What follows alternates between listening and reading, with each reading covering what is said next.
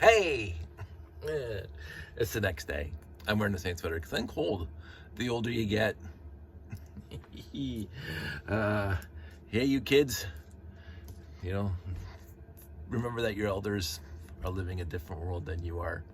That we don't appreciate or are not as capable of living in cold. Although, again, I've never minded winters. I actually live in Canada for 4 seasons. We haven't had really good seasons lately, but I've always loved winter. I love spring, I love summer, I love fall. People keep on, what's your favorite season? I don't know. I like them all. They all have their blessings, as we say. So I'm just gonna sail right past that tangent. But I'm wearing this because I'm cold in the house.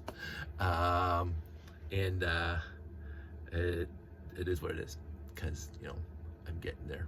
Anywho, it's been on my mind since yesterday, since I made those videos about these things yesterday, and I was ruminating, pontificating, going through the various processes in my head as to how I can make this thing better, faster, stronger. We have the technology, blah blah blah. So when I did my review on the Invader, and I remember doing one, so I'm hoping it's somewhere on the internet, I talked about the many, many fantastic things about it, and I talked about some of my deficiencies about it. And I think my biggest deficiency was the cargo container. It just seemed to be flimsily made, and it never seemed to close properly, and whatever, the panels never lined up properly. So that has been in my head since I built it originally. And so when I wanted to do the refit, so it would interface with the Renegade better, I said that's the one thing I am going to try to fix. So when I did this, and I'll put these panels back on so you can see, we'll talk about a few things. So again, I mentioned they did this so they didn't have to reproduce the castle corners in black with the Blacktron logo on them. Or try to build some brick built thing. So this was a fantastic, I'm going to say a fantastic recreation, keeping the spirit of the Invader without fulfilling the letter of the Invader, blah, blah, however you want to put that. So I actually didn't mind this in concept, this whole thing with the three pieces that open up and you can see the inside and blah, blah, blah. The execution, on the other hand, for me, left a little bit to be desired because I mentioned the flimsily blah, blah, blah. But the one thing of note is these 4 holes here. These 4 holes are exactly, I'll take this side off here, exactly behind these 4, these headlight bricks. These are headlight bricks. Here you can see the gap there, and you can see a little stud there, and then there's a 1x1 Technic brick, and that's so the handles of these claws, because they're longer than the width of a brick, the handles are longer than the width of a brick. The handles have to go somewhere, because if you just put a regular brick there, of course the handle would stop it wouldn't be deep enough, because you can see that these claws, see, got a nice little shine. The claws are like not proud. There's an old technical term.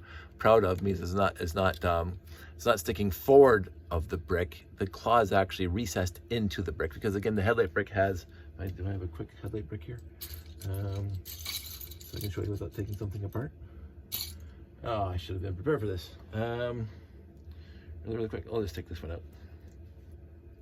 The headlight brick has this big square in the back. And so the claw, let's pull the claw. I didn't want to take this apart because I'm going to put it back together. So when you put the claw, so there's a square, when you put the claw in, the claw can be recessed into that square. So, but you can see on the other side, the handle sticks out farther than the stud. So that means if you put a brick beside it, like this, you'll see the claw. I mean, this is, gotta get a better camera. The claw will be pushed out. So you can see the little tiny gap between the end of the claw and the handle. You can see that it's proud of, see, there you go. See, So you can just push it down. And so that's why you have the 1x1 with holes, so that the handle has somewhere to go.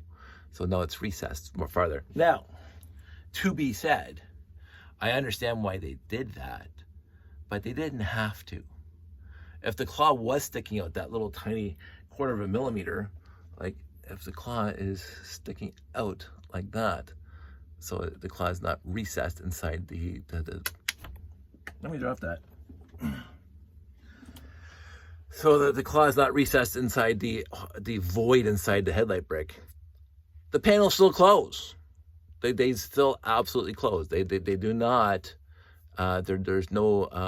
There used to be a term that I remember from auto shop when the valve, the exhaust valve and the air valve, when the piston comes up, you can. This is again not to be a huge tangent, but this is auto mechanics 101 that I remember from 40 years ago. I think it's called negative interference, whatever it is. The valve comes down when the piston's going down to let the exhaust out, and when the piston comes back up, the valve comes back up, because if the valve's down and the piston's up, the valve and the piston would hit. So in the piston chamber, you develop an engine to make as much as to make the area inside the piston chamber as small as possible. So you would have, it's called negative interference or something, I can't remember. But the valve head cannot be down and the piston be up at the same time, or else they'll hit each other and you'll wreck your valves or your piston. So the valve comes down, when the piston comes down, the valve comes up. So they will never cross. If your timing belt this is where the timing belt comes in, because the timing belt turns the cam of the valves as well as the cams for the piston. If you get that wrong, then the valves are hitting the piston and then they get wrecked to crap, and then you don't have an engine. So that was going somewhere. So, but in this context, so you can see here on this side, I didn't take this one apart, the claws are very much recessed into the square of the headlight brick, which is fine. And so when you put this on here and you close it, there's a gap on this side. There's a gap. And this gap is, I won't say 1-to-1 of the same width as the end of the claw sticking into the 1x1 Technic brick. I'm not saying it's 1-to-1, but there's a gap there, and who wants the gap? And so over engineering by putting these things in here, so there's a place for the handle of the claw to go, is a neat idea, but it wasn't necessary because there's a gap when you do that. So you can just get rid of these 1x1 Technic bricks and just put regular bricks in there, and the claw would be out just a little more proud of the headlight brick on the inside, and this thing will come down. And I'll show you. So I took this entire thing apart, my guy here. And so let me just show you, and let me just get my claw back. Clawing it back. I did take this whole thing apart, but I'll put that in there. And so I have a 1x1 regular brick there, and a headlight brick on the other side, and you can see the square of the headlight brick. And you can't see through it because, of course, on the other side of the headlight brick, there's this 1x1 brick, so that the claw cannot be recessed into that void. So anyway, I'll put it back on here. Blah, blah, blah, blah, blah, blah. Let me just figure out why it's not closing down properly. There we go.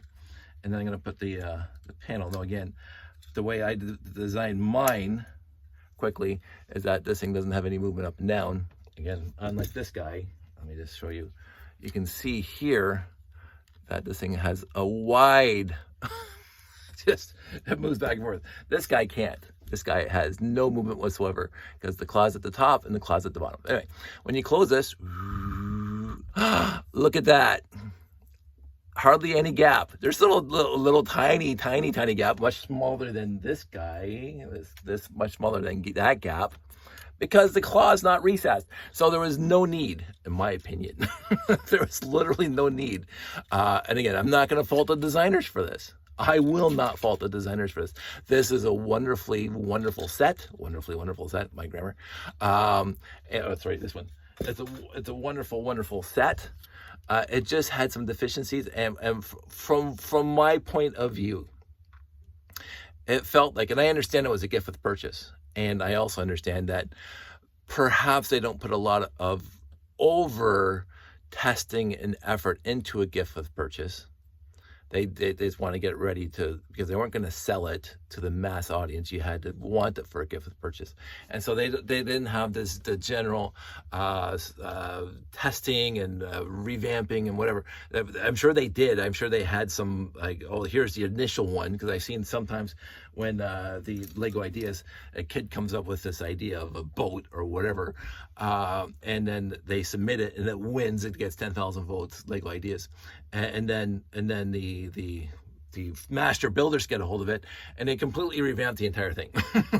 And so they put more, because of piece counts or whatever else, they change it up so it kind of has the feeling of the original concept that was the Lego Ideas, but it's radically different, either interior structure, whatever. Anyway, but I'm sure this gift with purchase, the Invader, was designed by somebody, was built by somebody the first time, and they tweaked it a little bit, and they put effort into it, and they said this is good for release. And it was, again, I want to be very clear, it was good enough to be released as it was. For me, it's easy for me. Here's me in the peanut gallery. Here's me in the cheap seats. I already had the set. I get the set, and I've been ruminating on it for 2 years now. So it's easy for me to say, oh, maybe you should have done it this way, and maybe you should have done it that way, and maybe it would have been a little better, blah, blah, blah. It's easy from the cheap seats. It's 100%. I've never submitted anything for Lego Ideas. I would never submit Lego Ideas. And so I will not, I cannot, and I will not disparage or demean or diminish the efforts it takes to get a set to market, because I'm sure there's a lot of work that goes into it. In this context, maybe somebody said, it's good, we have to get it to market, and people will love it because it's nostalgic, whatever, and it's good, and not good enough, like, oh, let's throw it out there because it's good enough. It's good. It could have been better, in my opinion, in this context. But again, also in this context, the Renegade wasn't done yet. Maybe they didn't even think of it 2 years ago to do a special anniversary edition of the Renegade.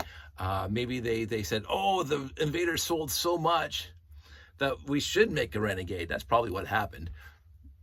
And so they didn't have the thought, after they designed and built it and put it in boxes and sold it, that there would be any more Blacktron.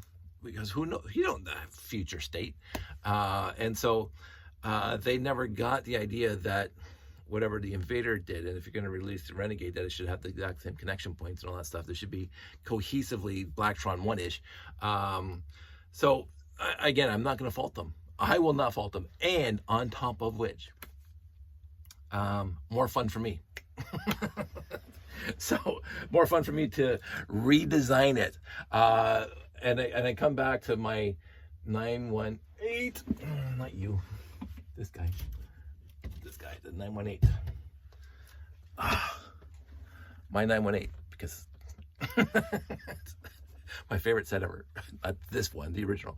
But the 918, because they released the alternate, again, this means not trashing Lego Company, because I love them dearly.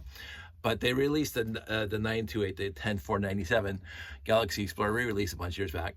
I bought a bunch because it's wonderful. That, and then you can go online and download the alternate instructions for the 924 and the 918. And I built the 924. Fantastic. I built this one first, by the way. I built this one before I built the 10497 because this was my set. But I hated it because I don't want to use the word hate. I disliked this one from their directions because it didn't have the foldable landing gear.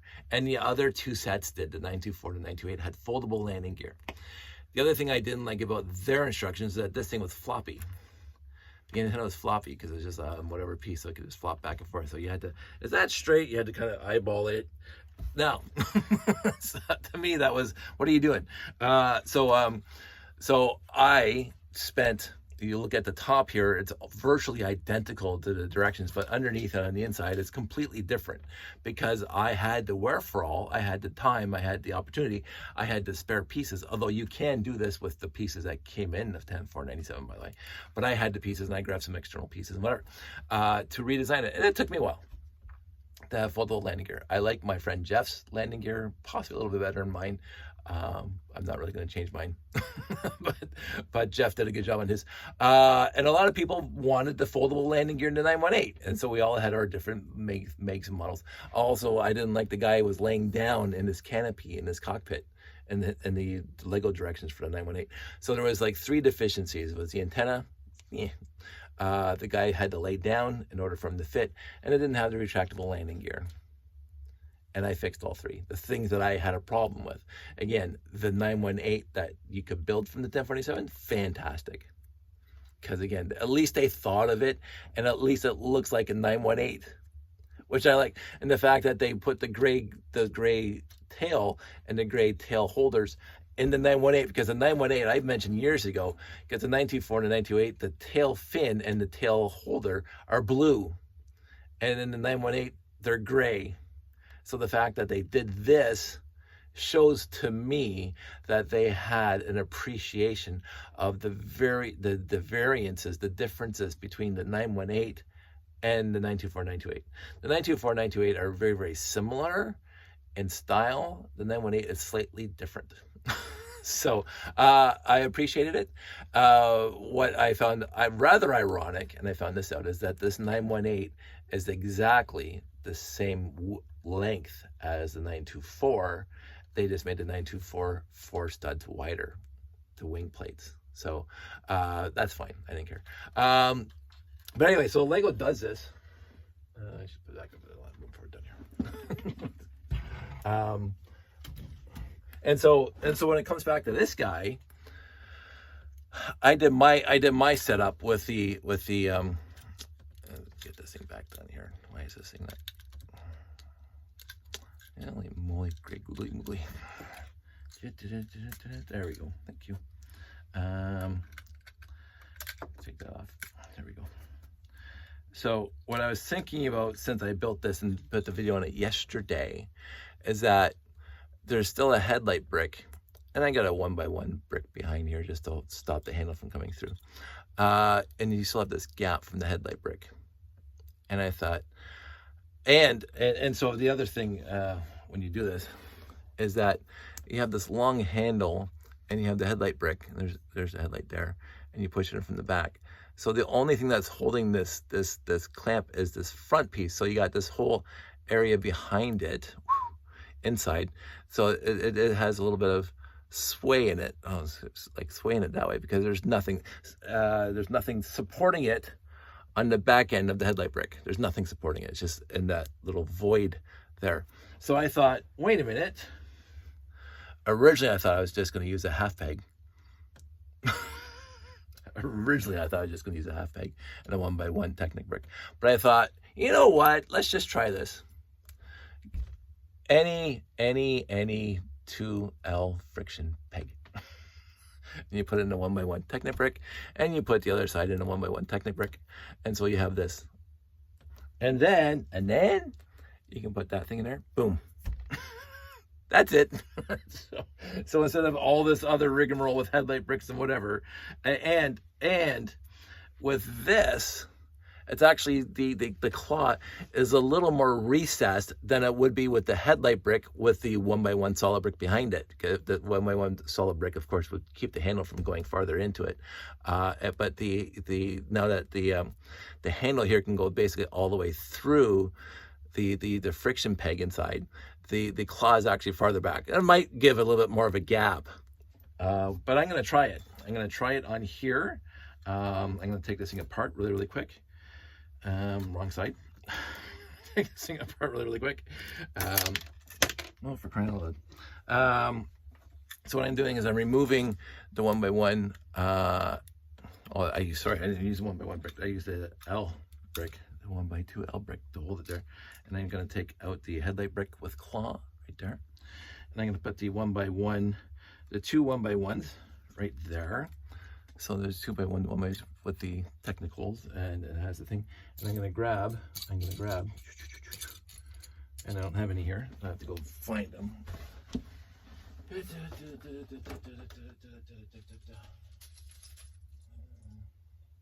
I went nice and glossy because this thing I have to. Because again, I used the L brick. So I'm going to put a 1x2 regular brick right there. Ta-da!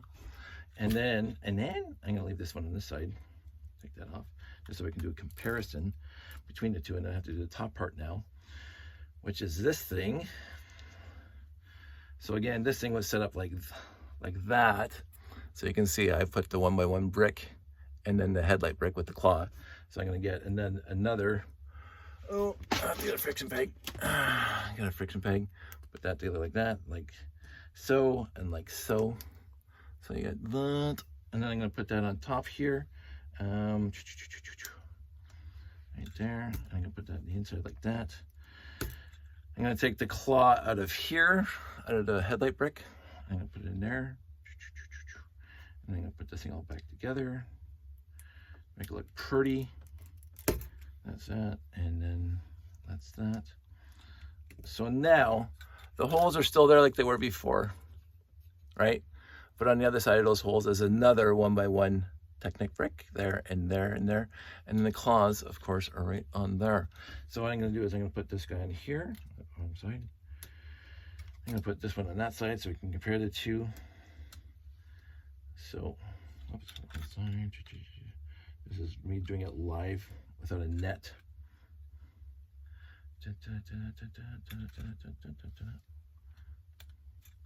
So, this is over here, the claw inside. Let me turn around.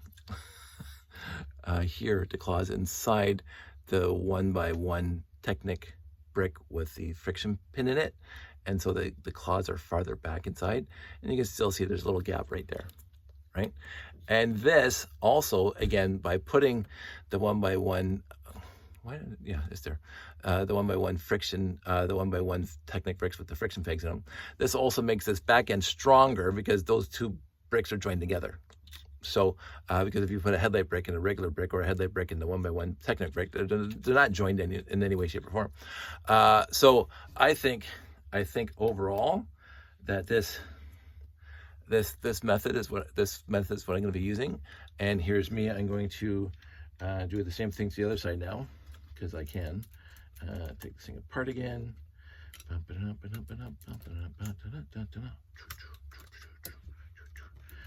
So again, get rid of the L piece, get rid of that piece, get two more friction pegs.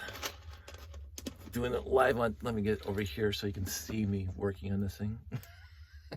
Not that you're gonna zoom in, eh? Like zoom in, eh? Get like really close, eh?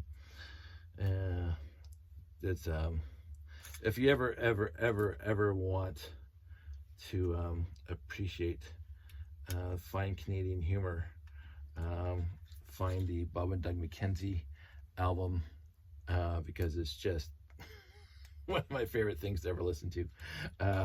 My goodness. So anyway, that's neither here nor there. Let's put this back on top there and then do the same thing again. It's already done. I need this piece here to go there and that piece to go there and then these pieces to go on top like that. And then I need the claw. Where's the claw? The claw's still in that. So now, not only do we get rid of the fact that, again, with the void there, that this handle's not at all supported until it gets to the back here. Not that that matters too much in this context, but hey, you know, whatever, every little bit counts. And I'm going to put this back here because that's where it's supposed to go. And then I'm going to put this thing back on top because that's where that's supposed to go. And there we go. So now, put this back on there like so. There we go. And put that back on there like so. Make sure it's all lined up.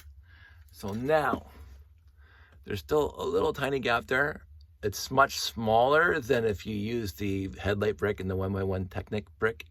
Because again, the handles here, the claws are not as recessed here as they are on the other one. But that's completely acceptable. It's a smaller gap on this side and it looks regular over here. And this thing also looks like it did before. Just whatever. And I'm happy with this. And it's stronger, faster, better, blah, blah, blah. And these things open up just like they always used to. The other thing is, and I wanted to point this out. So on this guy, and I'm sure I built it right. So this is the original instructions. I think I'm missing this guy. There we go. So yeah, this guy, that's as far as you can go, because of course the plate, the tile is hitting this thing, so it can't go straight up and down, right? Because this thing's built upside down, studs down. Mine, vertical. You can get access to this box a lot easier. So, not to say mine's better. My design's better. I wouldn't do that to you. And then those things come down, and that comes down, and that's it. And since these